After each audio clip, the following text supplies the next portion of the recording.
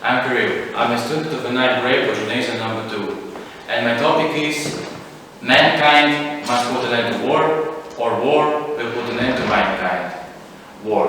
What a simple but frightening word. How many terrible feelings and memories it evokes in us. What is war?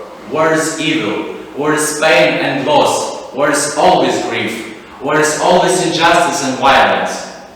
Victor Hugo said, war is crime.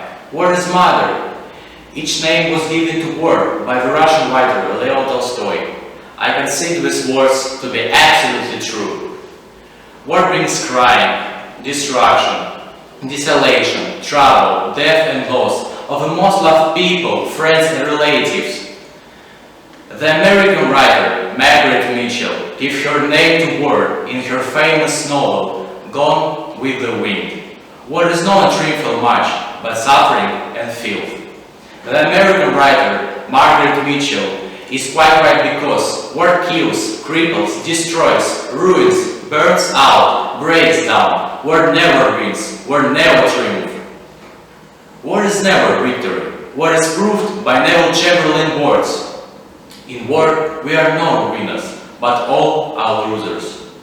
Everybody loses in war. Sometimes we winners have lost too much in wars. We saw it people won the great patriotic war. But what was the cost of the greatest victory? The cost of the victory was huge and heavy. We saw it people paid the enormous price for the victory. More than 27 million people died in 4 years. The fate of millions of people were crippled. Millions of human lives were broken. About 32,000 enterprises, about 2,000 cities, 70,000 villages were destroyed. There was a difficult recovery of the national economy. At such a price, the Soviet people defended the freedom and independence. It was a victory with tears in the eyes. There are such words in the song The Day of the Victory by David Tukhmanov and Vladimir Kharitonov.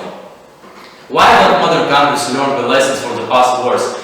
Why is there a war in Syria now? Why are children and women crying and suffering for the war in Syria now? Why are there so many refugees in this country? It seems to me that in the modern world, in the century of globalization and digitalization, there can be no wars. It would seem that in the 21st century, after two wars, idea of the third is absurd. However, instead of investing in the development of science, education of art, money spent on military equipment, on the creation of deadly weapons that can be wiped off the face of the earth. Humanity still does not fully realize that war is death, blood, starvation, cold, diseases, destruction and children's tears. Many countries still do not realize that the most serious consequence of wars are human victims. Walter Monday, Vice President of the United States, said, "There will be no veterans of Third World War."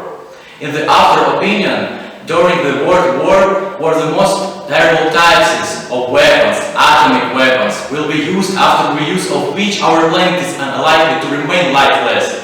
It will be a global tragedy, because nothing will be alive in the world. It will be a terrible all, destroying all. When I was a little boy and learned that our sun had only a few billion years left to life, I was so sorry and sad. I ran home and cried, imagining that people would die like dinosaurs, leaving almost nothing behind, only a dead planet on which there will never live again. Many years have passed since that time, and now I understand that this would not be the most scenario for humanity, because it will be no secret for anyone that modern weapons each country has now, and a couple of 100 years will be enough for humanity to disappear, destroying itself. I like James MacDonald Levitt's argument, who was the Prime Minister of the United Kingdom. His words are, "We're here, war called mother. It is a not, it's a suicide. We cannot afford our planet to die if we want to survive. We must avoid any wars. All countries should come to the conclusion that we must not use as instrument of the police. I agree with the great American President John Kennedy, who once said, mankind must put an end to war, or war will put an end to mankind." I hope that people will hear and understand each other. We should live in peace and love, so must put an end to any wars. People need peace to live happily. People need peace to live in friendship and joy. And I I want to live in peace too.